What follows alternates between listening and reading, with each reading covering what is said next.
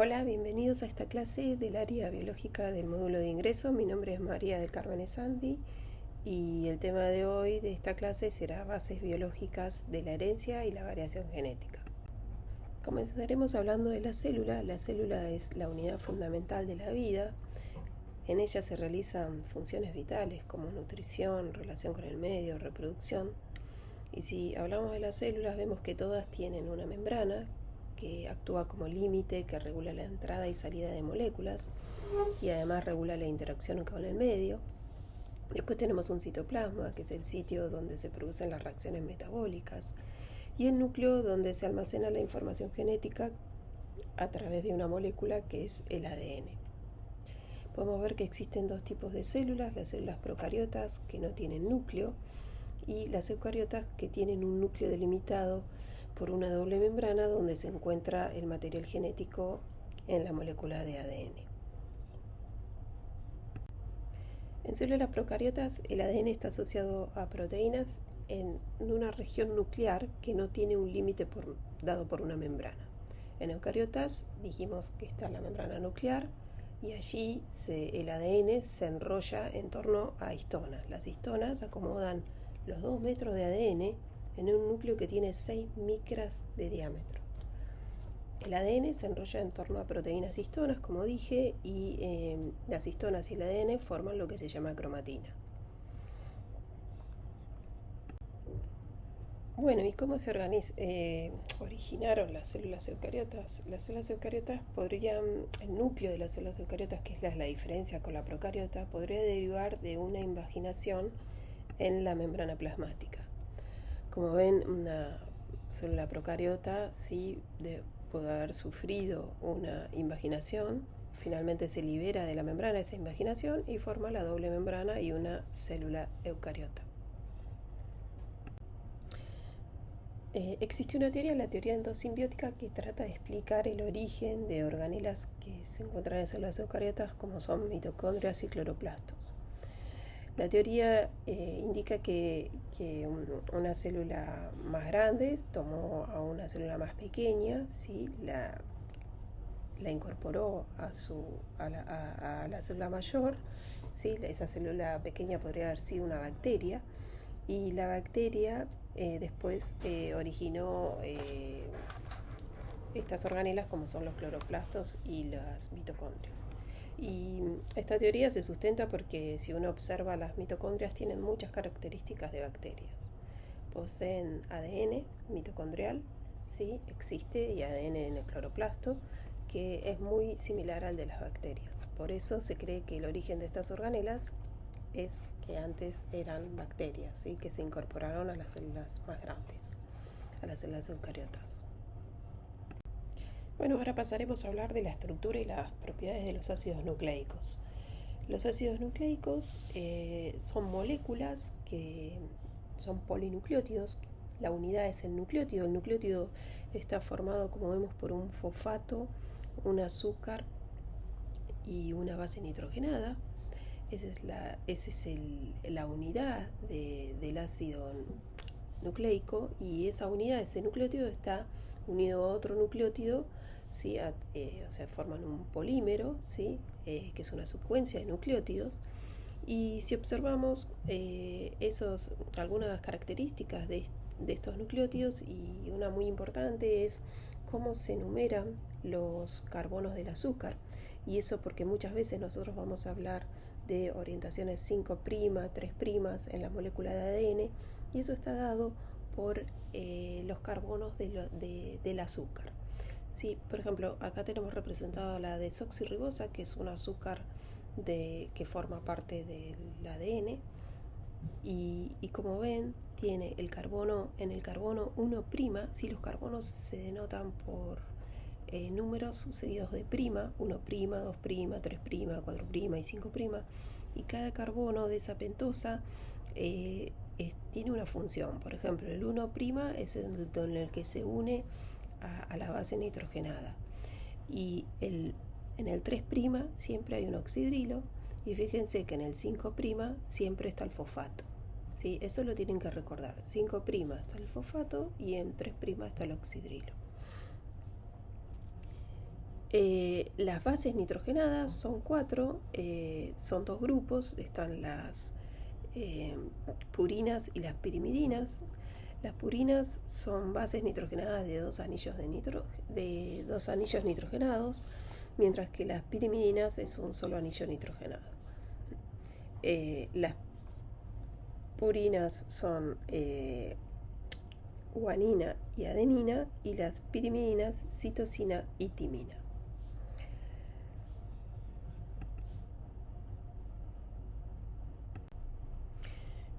Los investigadores Watson y Crick, y además Rosalind Franklin, describieron, a través de sus experimentos, ayudaron a describir cuál era la estructura del ADN. El ADN es una doble hélice que está formado por 2 cadenas. Esas cadenas tienen orientaciones antiparalelas. ¿Y qué quiere decir eso? Fíjense que en la izquierda tenemos una cadena que tiene dirección 5', 3'.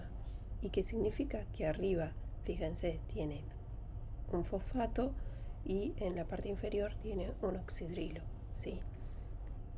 Y la cadena adyacente, la que forma la otra cadena, es antiparalela. Si la de la izquierda es 5', 3', la de la derecha va a ser 3', 5'. Y eso, fíjense que en la parte superior tiene un oxidrilo y en la parte inferior un fosfato.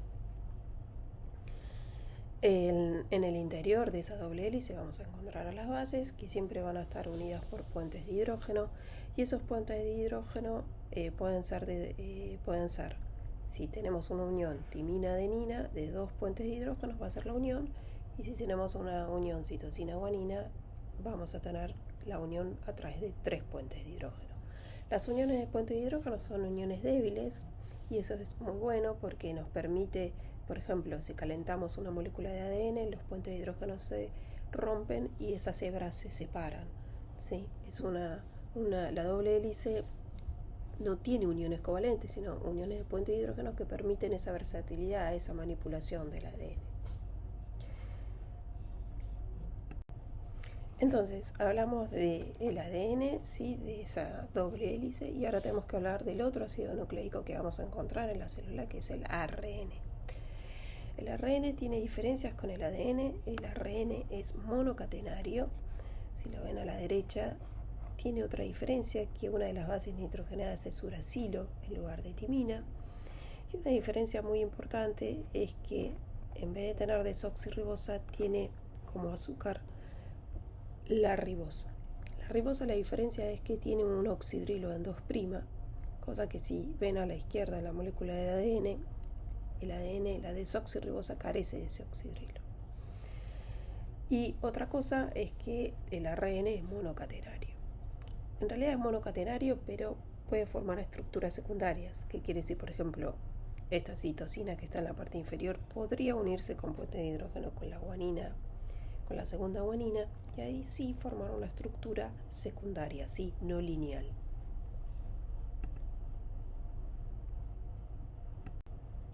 Algunas propiedades físicas de los ácidos nucleicos.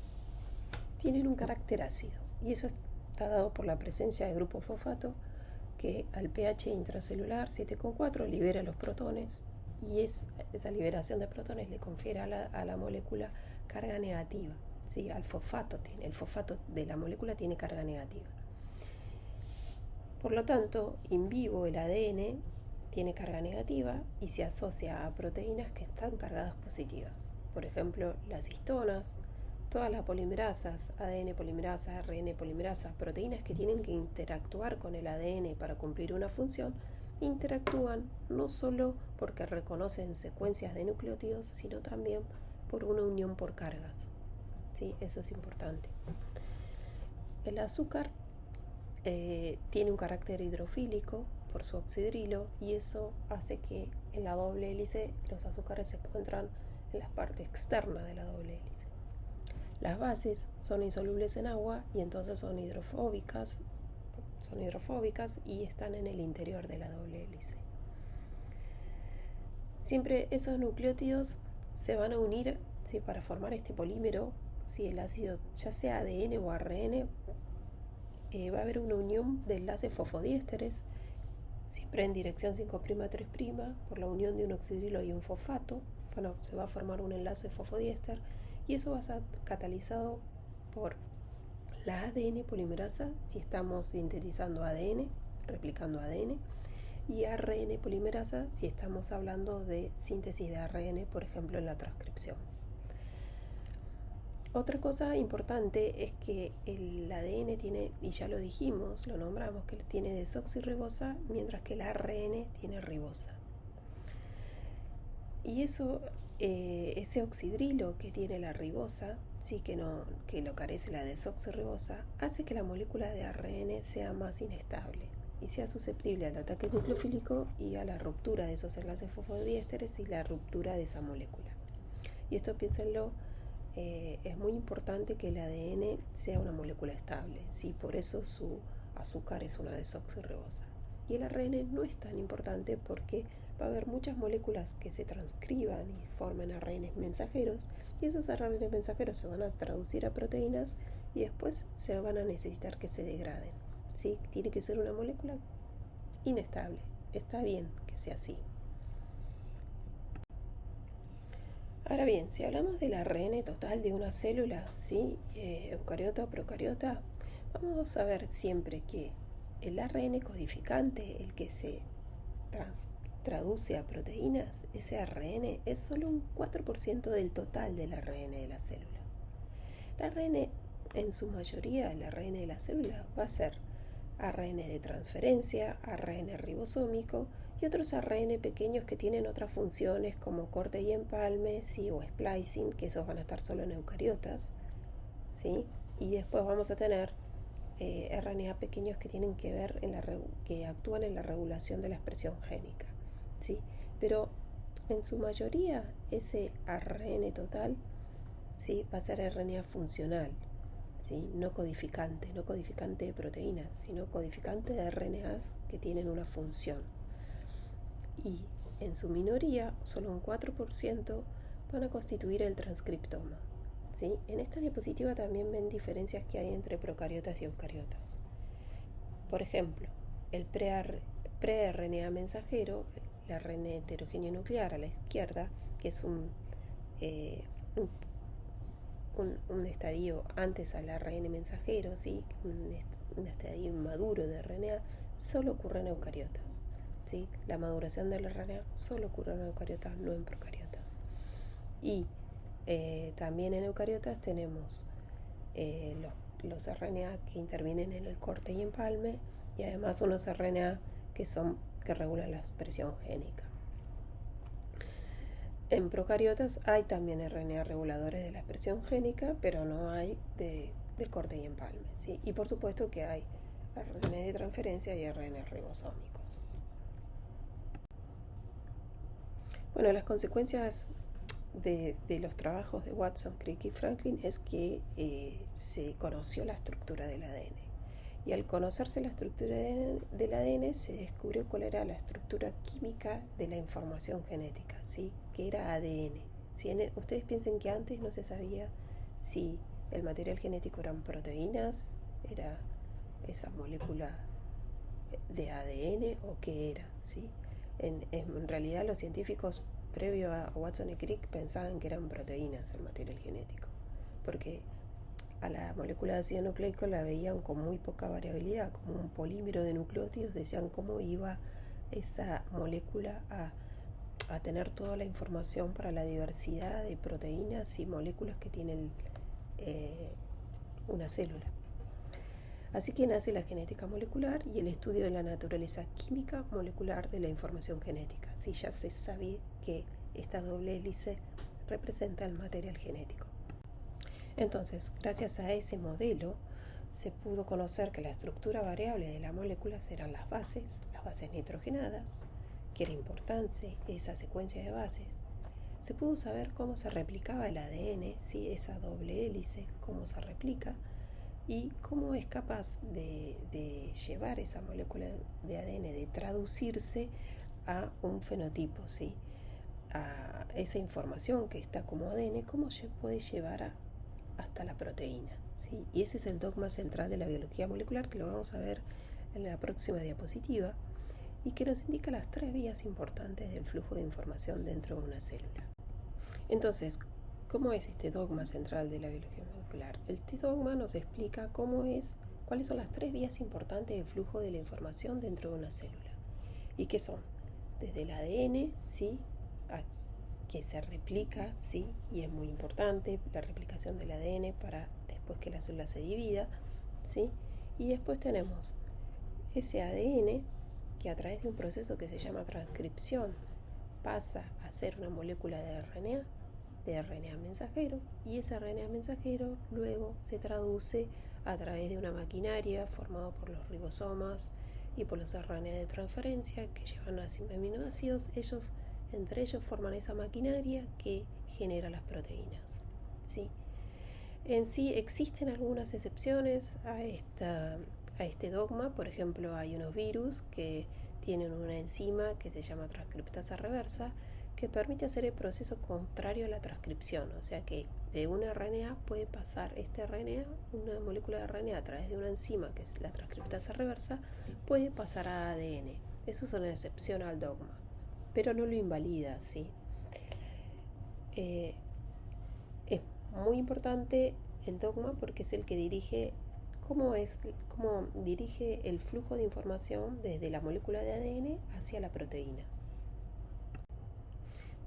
Una diferencia entre células procariotas y eucariotas en cuanto al dogma es cómo sucede, ¿sí? Este traspaso de ADN hacia proteína, y es que en la célula procariota, como no hay un núcleo, ese ADN es transcripto, ¿sí? Por una enzima que se llama ARN polimerasa, genera un mensajero, y ese mensajero, a medida que se va transcribiendo, enseguida es tomado por los ribosomas y es traducido hacia una proteína, ¿sí? Es un proceso que se da rápidamente, ¿sí? Desde la transcripción hasta y seguido por la traducción y la generación de la proteína. En cambio, en eucariotas tenemos que el material genético está en un núcleo, ¿sí? Delimitado por una membrana. Entonces el DNA está en ese núcleo, ahí va a ocurrir la transcripción, se va a formar un RNA. Ese RNA va a tener que madurar, después vamos a ver, sufre algunas modificaciones que lo hace más estable, le permite viajar a través de los poros de la membrana y ubicarse en el citoplasma, y en el citoplasma recién ahí va a ocurrir la traducción, ¿sí? Los ribosomas van a tomar ese RNA y lo van a traducir a proteína. O sea que el dogma ocurre en dos compartimentos separados, en el núcleo y en el citoplasma, eso es la célula eucariota, mientras que en la célula procariota ocurre todo casi en forma simultánea. A la izquierda ven cómo ese proceso de transcripción, ven que una molécula de ADN se debe abrir, ¿sí? Vamos a tener entonces las dos hebras de ADN, una que va a ser vamos a llamar por convención cadena codificante, y la otra cadena molde. La molde le va a servir a la polimerasa para sintetizar el ARN, y el ARN, fíjense que es igual a la cadena codificante, con la única diferencia que en lugar de timina tiene uracilo. ¿Cómo se traduce la información desde la molécula de ARN a la proteína? Tenemos 4 bases que deben codificar 20 aminoácidos. Lo que se dedujo de eso es que, como 4 bases es mucho menos que 20 aminoácidos, las bases tienen que actuar en grupos. Y a través de distintos experimentos, se describió que esa traducción se hacía a través de tripletes, ¿sí? Grupos de 3 bases, que se llaman codones, codifican para distintos aminoácidos. Si nosotros hacemos las posibles combinaciones de estas 4 bases, nos da que tenemos 64 combinaciones. En esas 64 combinaciones tenemos un codón que siempre es de iniciación, que es A u G, ¿sí? En el código genético, que codifica siempre para metionina, y tenemos 3 codones de stop o de detención, que es donde finaliza la traducción, ¿sí? Entonces el mensajero, el ARN mensajero, va a tener un codón de iniciación, AUG, después codones para aminoácidos y el último un codón de finalización. El código genético, ¿sí? Se dedujo, ¿sí? De esas 64 combinaciones se sabe para qué aminoácido corresponde cada uno de esos tripletes.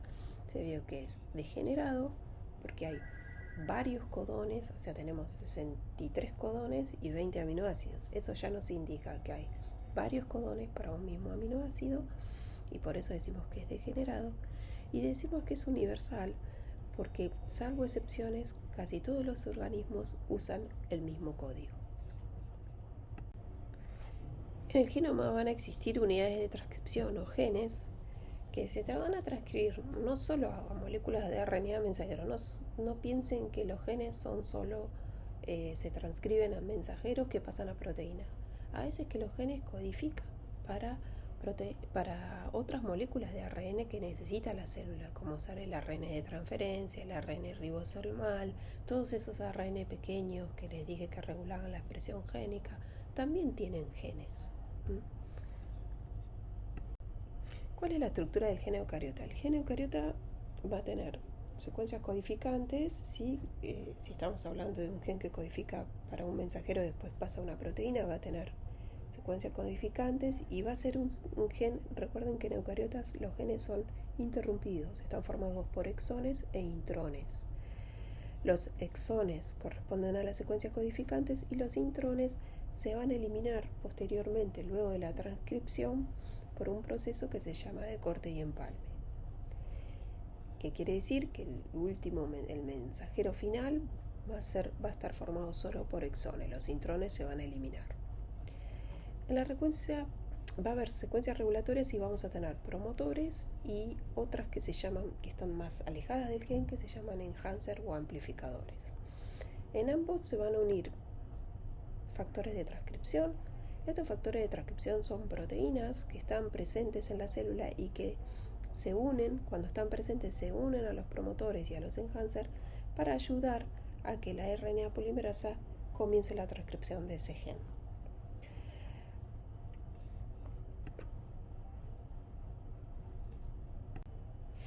Entonces, un concepto muy importante que les debe quedar es que el ADN de todas las células somáticas siempre es el mismo, ¿sí? Entonces es el mismo. Todas las células de mi cuerpo tienen el mismo ADN. ¿Qué es lo que tienen distintas y que lo hacen distintas? Es el ARN, ¿sí? Porque el ARN va a ser diferente según el tipo de célula que tengamos, ¿sí? Vamos a tener, por ejemplo, si hablamos de una célula de músculo, va a tener que expresarse genes para proteínas que forman parte del músculo. El ADN tiene toda la información para todas las células, pero los genes se van a expresar de acuerdo a la proteína que codifiquen y a la función de esa proteína. Entonces, una célula muscular va a expresar genes que codifican para proteínas que tienen que estar en el músculo, que constituyen la fibra muscular. O una célula pancreática va a ser distinta de la muscular porque va a tener distinto ARN, porque codifica para distintas proteínas que esa célula muscular, ¿sí? Entonces, como ven, la activación génica es uno de los mecanismos más importantes que tiene la célula y que debe regularse, ¿sí? ¿Y por qué? Porque se debe determinar qué genes se van a activar, cuándo, ¿sí? En qué momento oportuno, cuál es el momento oportuno en el cual tiene que estar presente esa proteína para cumplir determinada función. Entonces, la mayoría de los genes del ADN permanecen inactivos. Para que se sinteticen las proteínas que necesita cada célula, se necesita que se activen esos genes, ¿sí? Y para diferenciarse en los distintos tipos celulares, es necesario que se activen genes específicos. En el músculo se tienen que expresar genes específicos para músculo, en hígado, para hígado, etc. Entonces, para determinar qué gen se activa y cuál no, la célula va a contar con varios mecanismos, ¿sí?, que regulan la activación génica. Entonces, uno es la célula eucariota, siempre hablando, ¿no? La estructura de la cromatina más densa, cuando la histona y el ADN están unidos, bien unidos y está muy densa la cromatina, va a impedir que tomen contacto con la región promotora del ARN polimerasa y no va a haber transcripción de esos genes. Y al revés, cuando está menos densa, vamos a tener que, si está laxa la cromatina, va a estar accesible para la ARN polimerasa y que se inicie la transcripción y la expresión de ese gen. Los factores de transcripción, hay factores de transcripción que están presentes en todas las células, son proteínas que están presentes en todas las células, por ejemplo, el gen de lactina, todas las células tienen lactina, entonces todas las células van a tener factores de transcripción generales que activan el promotor de actina. Pero si hablamos, por ejemplo, volvemos a la célula muscular, aquellas proteínas que forman la fibra muscular, que tienen que estar solo en músculo, esas proteínas, sus genes van a tener promotores a los cuales se unen factores de transcripción específicos que solo están presentes en la célula muscular y por eso solo se transcribe ese gen en la célula muscular. El empalme alternativo, ¿eso qué es? El corte y empalme, ¿se acuerdan que era un proceso que ocurría en eucariotas que cuando el RNA se termina de transcribir tiene que sufrir una maduración, la cual es uno de los procesos, es la eliminación de los intrones y la unión de los exones? Bueno, el empalme alternativo es que muchas veces esos RNA inmaduros, cuando se procesan, generan distintos mensajeros porque se empalman diferente los exones, ¿sí? A veces hasta quedan incluidos intrones que no se eliminan, ¿sí? Eso depende del gen.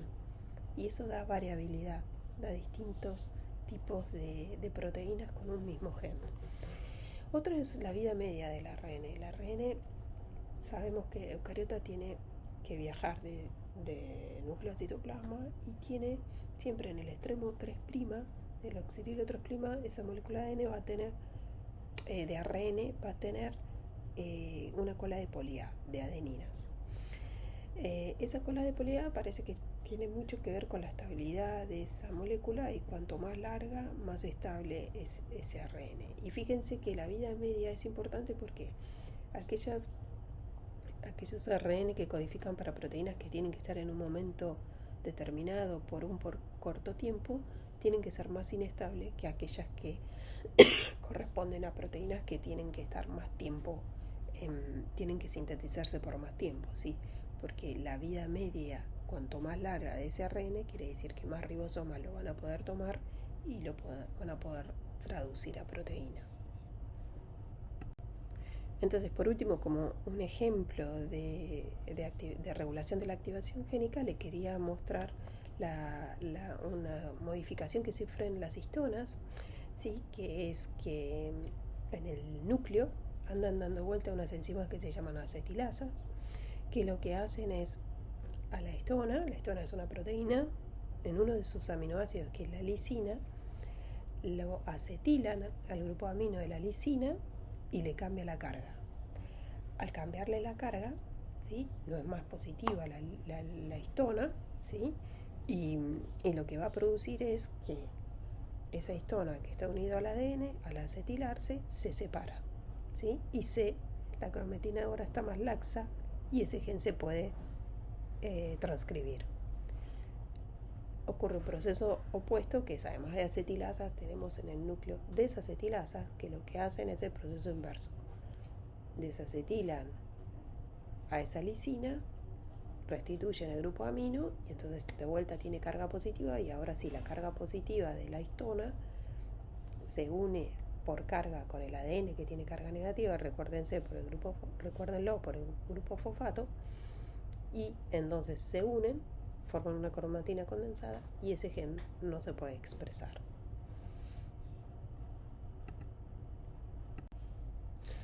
Bueno, ahora vamos a hablar del origen de la variabilidad genética. Durante la replicación del ADN, la ADN polimerasa puede cometer errores, ¿sí? Y tiene una propiedad que es, cuando comete errores muchas veces los corrige, pero a veces esa corrección falla y se generan cambios, ¿sí? Se generan mutaciones. Esos cambios de base originan variantes genéticas. Pero no solo, nos tenemos como para corregir errores, no solo la polimerasa puede corregir errores que ella misma comete, sino que también existen mecanismos de reparación en las células. Esos mecanismos de reparación van censando donde existen bases mal apareadas y pueden corregir esos errores.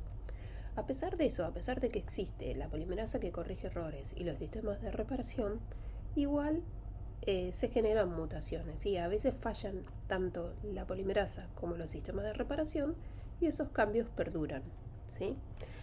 Esas mutaciones originan nuevas variantes genéticas en el ADN.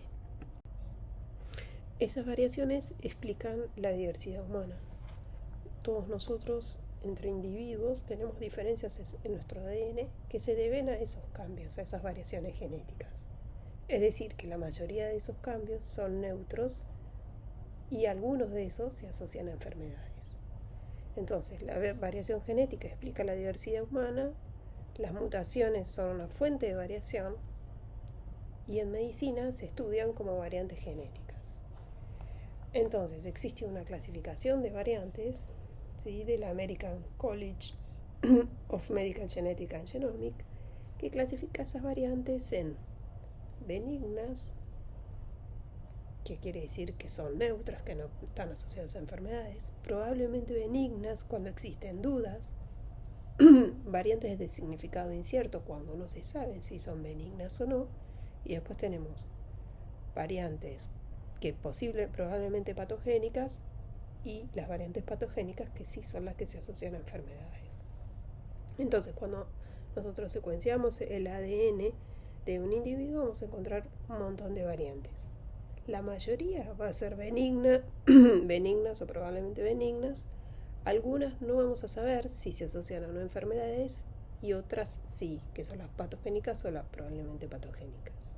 Esa clasificación en base a qué se hace y se estudia esa base, si está en una región codificante, si cambia un aminoácido por otro, qué le hace a la proteína, si se analizan poblaciones, si esas variantes están presentes en alta frecuencia en una población de individuos, quiere decir lo más probable es que sean benignas, ¿sí? O sea, hay un montón de parámetros que se toman en cuenta para hacer esta clasificación. Bueno, ahora pasaremos a ver los principios básicos de la herencia y las leyes de Mendel. En el sentido biológico, los individuos heredan solo las estructuras moleculares del cigoto del que se desarrollaron. Y el cigoto, ¿qué es? El cigoto es el resultado de la fertilización de un ovocito por un espermatozoide. Ambas células, tanto espermatozoide y ovocito, son haploides y conforman la primera célula cigoto diploide. Luego, por mitosis, se desarrolla un humano y en las gónadas nuevamente comienza ese ciclo, ya que por meiosis en las gónadas, en la gametogénesis, se generan gametos haploides. Los individuos heredan sus genes, no los resultados finales de su desarrollo histórico individual. O sea, uno hereda sus genes, pero después el medio ambiente tiene una influencia sobre el desarrollo de ese individuo. Y se conforma lo que se dice fenotipo, ¿sí? Para evitar esta confusión entre los genes que se heredan y los resultados visibles de ese desarrollo que no se heredan, los genetistas hacen una distinción fundamental entre lo que es genotipo y fenotipo de un organismo. El genotipo describe el conjunto completo de los genes heredados por un individuo, mientras que el fenotipo describe todos los aspectos de su morfología, fisiología, conducta. Y es un resultado de la expresión de esos genes y también del contacto con el medio.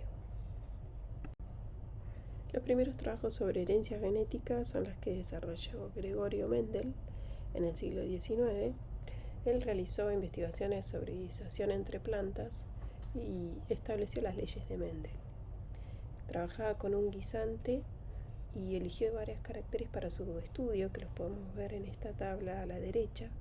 Son 7 caracteres y fíjense que son todos de tipo cualitativo y no cuantitativo. Por ejemplo, la forma de la semilla o el color de la semilla.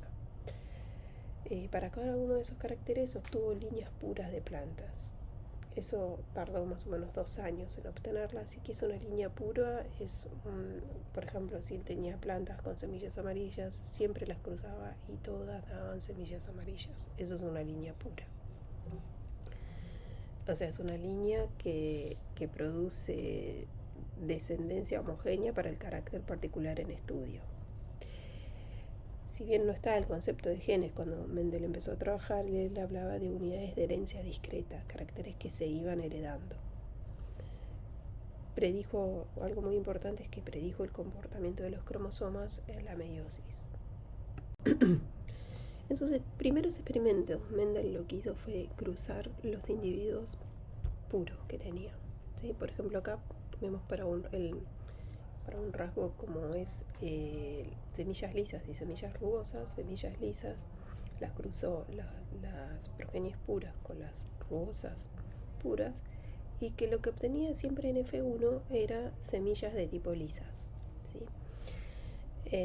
Entonces ahí estableció la primera ley de Mendel, que es el principio de la uniformidad, que dice que en la F1 el rasgo que aparece siempre se llama dominante, mientras que el rasgo que no aparece se denomina recesivo. En este caso, el dominante en F1 es semilla lisa, y el recesivo sería rugoso. Ahora, cuando él cruzaba los individuos de F1, ¿sí?, obtenía siempre un cuarto, o sea, 25% de los individuos siempre eran semillas rugosas, o sea, reaparecía el rasgo recesivo. Y 75%, o sea, 3 de 4 individuos, siempre aparecía el rasgo dominante. Después, eso sería en la F2. Cuando hacía la F3, la cruz F3, el resultado de la F3, todos los guisantes de la F2 con rasgo recesivo, que serían estos R chica, que tienen semillas rugosas, si los cruzabas entre sí, siempre daban progenie recesiva.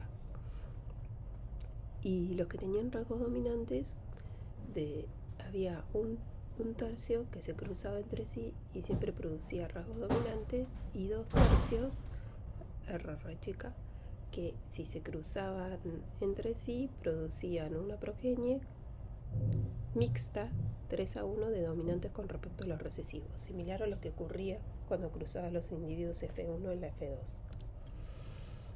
Entonces, él estableció la segunda ley de Mendel, ¿sí?, que es de la segregación de los alelos, ¿sí? Describió cómo se segregaban en forma independiente esos alelos, esos caracteres rugoso y liso. Entonces, Mendel interpretó sus resultados en forma correcta y de la siguiente manera: los diversos rasgos están controlados por pares de factores, ¿sí?, rugoso y liso, que ahora en la actualidad llamamos genes, y un factor siempre deriva del progenitor masculino y otro del progenitor femenino. Las variantes de cada rasgo se llaman alelos. O sea, hay un alelo para el rasgo recesivo, para el rasgo rugoso, y otro para el rasgo liso. Las líneas puras, fíjense, siempre son homocigotas, tienen el mismo alelo. El par de alelos es el mismo. Y en la F1 siempre son heterocigotas, reciben un alelo de cada parental. Y los factores, estos genes, se segregan, o alelos, se segregan en forma independiente al formarse los gametos. Y ese es el principio de la segregación de los alelos.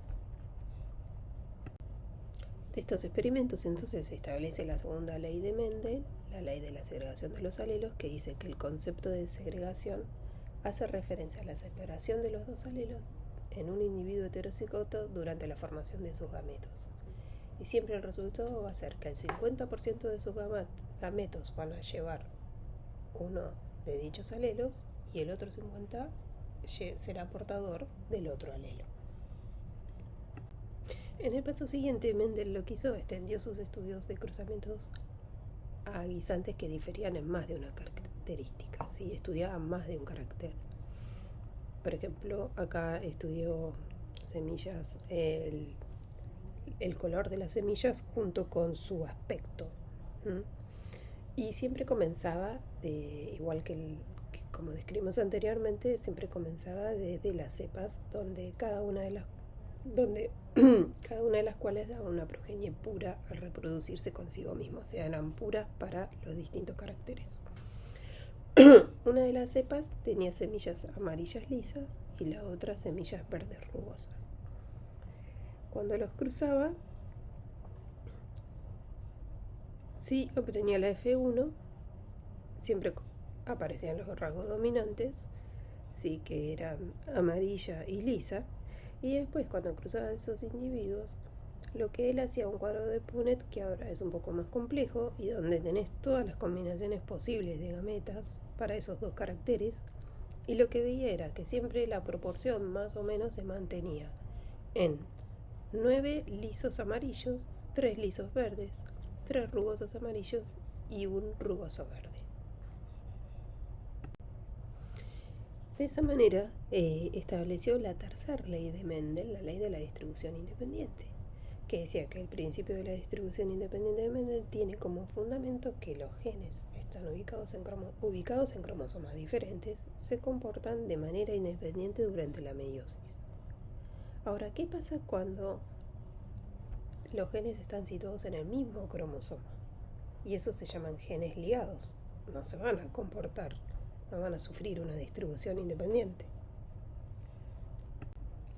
Pero el ligamiento nunca es completo. O sea, no es que siempre dos genes van a segregar, no van a segregar en forma independiente porque están en el mismo cromosoma.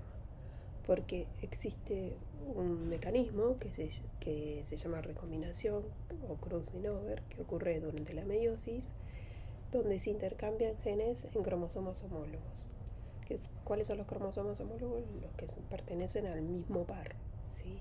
Y durante la meiosis ocurre un apareamiento de esos cromosomas homólogos y puede haber un intercambio de material genético entre las cromátides, y entonces caracteres que parecían que estaban ligados, que iban siempre a heredarse de la misma manera, en realidad no ocurre eso porque se intercambian material genético entre las cromátides. En las células humanas, que son diploides, tenemos 46 cromosomas. Tenemos 22 pares de autosomas homólogos y 2 cromosomas sexuales. ¿Qué son los homólogos? Son los que pertenecen al mismo par, ¿sí? ¿Y por qué son homólogos? Porque en su mayoría la secuencia de bases es similar, ¿sí? Corresponden a los mismos genes, pero tienen alelos distintos, entonces algunas de las bases pueden ser diferentes.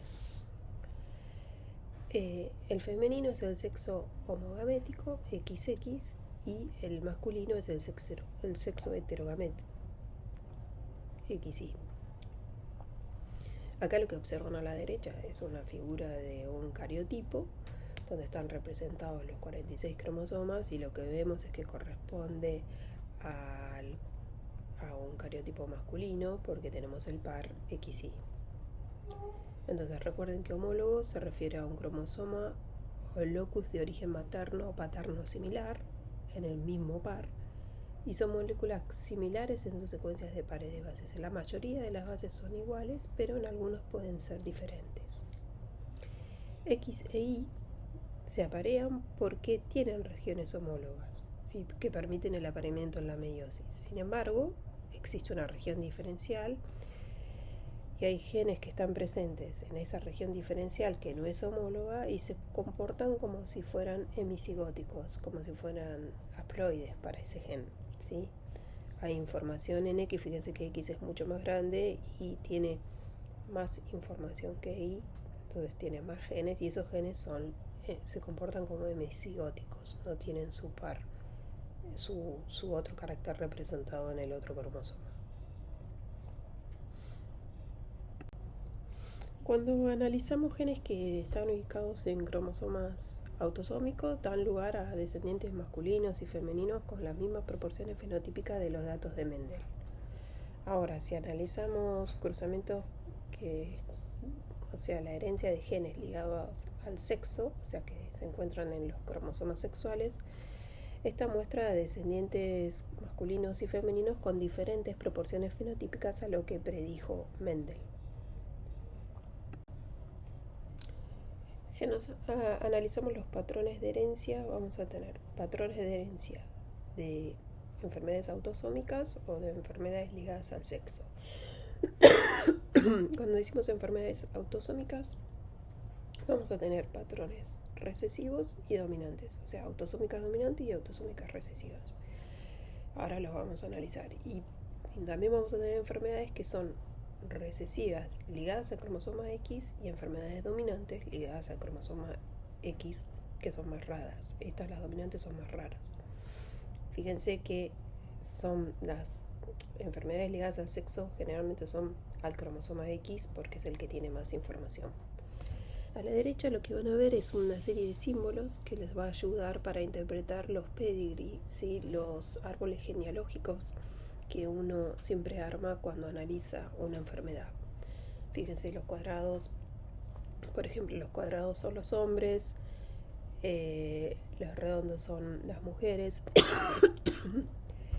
Las uniones, parejas, se determinan con un palito acá, con el signo cuadrado y unido con el redondel. Después tenemos los individuos propósitos, son los que uno estudia, ¿sí? Es el individuo enfermo que llega y nosotros podemos armar ese árbol genealógico a través de la entrevista que le hacemos a nuestro paciente.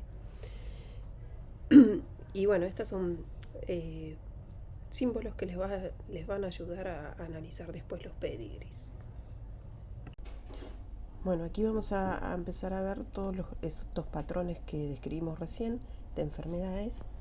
Y la primera es la enfermedad autosómica recesiva, que es autosómica porque el gen está situado en alguno de los 22 pares de cromosomas autosómicos. Y recesiva se llama recesiva porque el fenotipo está determinado por el alelo recesivo. Entonces un individuo para estar enfermo tiene que portar los dos alelos recesivos, y los heterocigotas son individuos sanos, no enfermos. A la derecha pueden observar un pedigree característico de una enfermedad autosómica recesiva, donde individuos que no están enfermos, individuos sanos, tienen hijos enfermos, afectados.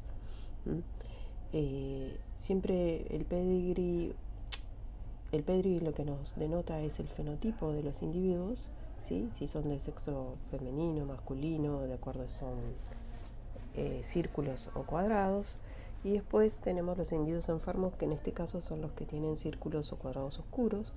Y como es una enfermedad autosómica, vemos que los individuos afectados pueden ser tanto de sexo femenino y masculino.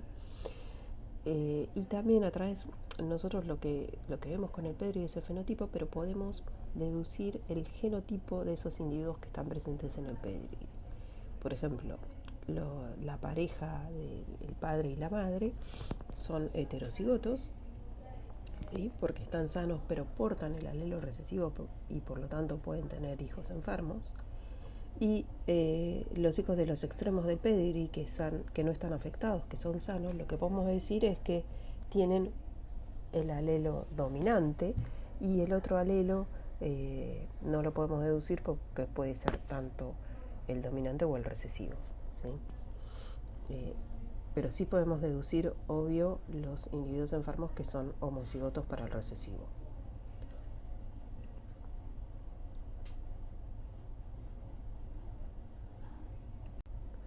El segundo patrón que vamos a ver es el de las enfermedades autosómicas dominantes. Autosómicas, de vuelta, repito, son las enfermedades que los genes que están afectados están en los pares de cromosomas autosómicos.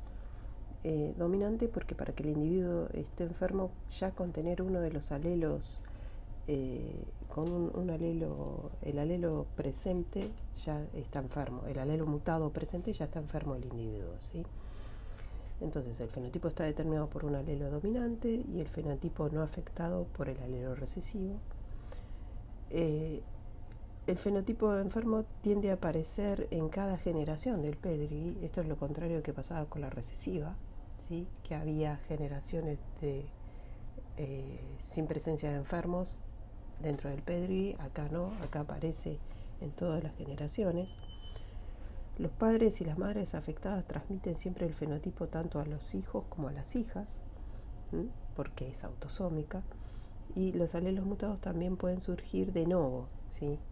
Puede ser que no tengamos una historia de la enfermedad en el pedigree y que de novo aparezca esta enfermedad, y que puede deberse a a que la mutación apareció en la formación de esos gametos que conformaron después el individuo. El ejemplo que vamos a ver es la pseudoacondroplasia, que es una mutación en un gen que se llama COMP, que está en el cromosoma 19, que codifica para una proteína de la matriz del cartílago y que cuando está mutado hay una deficiencia en el desarrollo del hueso y ahí se presenta la enfermedad. Acá a la izquierda observamos el ejemplo de un pedigree de un fenotipo dominante. Fíjense que la enfermedad aparece en todas las generaciones, en F1, F2, F3, y siempre la padecen tanto mujeres como hombres, porque no es ligada al sexo, ¿sí? Y bueno, esto es para darnos cuenta. Nosotros podemos observar un pedigree y decir qué tipo de herencia es. Acá también abajo lo que pueden observar son no tanto los fenotipos y los genotipos, ¿sí?, deducidos de ese pedigree. Bueno, como ejemplo de enfermedad ligada al sexo, vamos a ver que las más comunes son las enfermedades recesivas ligadas al cromosoma X. Entonces se trata de mutaciones en genes que se encuentran en el cromosoma X y que son recesivos, ¿sí? Entonces una mujer para padecer la enfermedad tiene que portar los dos alelos recesivos, pero en el caso del hombre, como es XY, con portar en el X el recesivo ya está enfermo el hombre. Entonces existen más varones que mujeres afectados, y si el alelo recesivo es muy poco frecuente, que es casi siempre, ¿sí?, no es que está frecuente en la población este alelo, casi todos los individuos que presentan el fenotipo van a ser varones. ¿Sí? Los individuos enfermos van a ser varones. Para que una mujer esté enferma, tanto su padre como su madre deben ser, o sea, la madre debe ser portadora y el padre debe ser enfermo, y eso es difícil que justo se tengan un hijo, una madre portadora y un individuo enfermo. Ningún descendiente de un varón afectado va a estar enfermo, pero todas sus hijas van a ser portadoras. Fíjense acá en la F1 tenemos un varón enfermo, y en la F2 la mujer es portadora y el hijo es sano. Ninguno de los hijos de un varón afectado mostrará el fenotipo en estudio, ¿sí?, y ni va a transmitir el fenotipo a su descendencia. ¿Sí? Fíjense acá, este individuo tuvo un hijo sano, y este hijo sano no va a transmitir la enfermedad. El ejemplo de enfermedad es la hemofilia, que es causada por una alteración en los genes F8 y F9 que producen el factor 9 y el factor 8 de la coagulación. Y se trata de una enfermedad que al tener esa deficiencia de esos factores de coagulación, los individuos tienen hemorragias frecuentes. La hemofilia en la realeza se popularizó como la enfermedad de los reyes a partir de la reina Victoria de Inglaterra, que ella era portadora de este gen, y como los reyes se casan entre las familias reales en Europa, se casaban entre ellos, este gen afectó a las casas reales de España, Rusia y Alemania, además de la de Inglaterra. Y se observa que varios miembros de estas familias reales murieron por hemorragias, ¿sí?, por complicaciones hemorrágicas. El otro tipo de enfermedad que vamos a ver, que es más rara, es la enfermedad dominante ligada al cromosoma X. ¿Sí? Acá los varones afectados transmiten la condición a todas las hijas, ¿sí?, y no lo hacen a ninguno de sus hijos varones. ¿Por qué? Porque el varón afectado va a proveer el cromosoma Y a sus varones. En cambio, el cromosoma Y y el cromosoma X a las mujeres. Entonces, las mujeres van a estar todas afectadas. Es lo contrario que veíamos hoy, que no había mujeres afectadas, acá sí.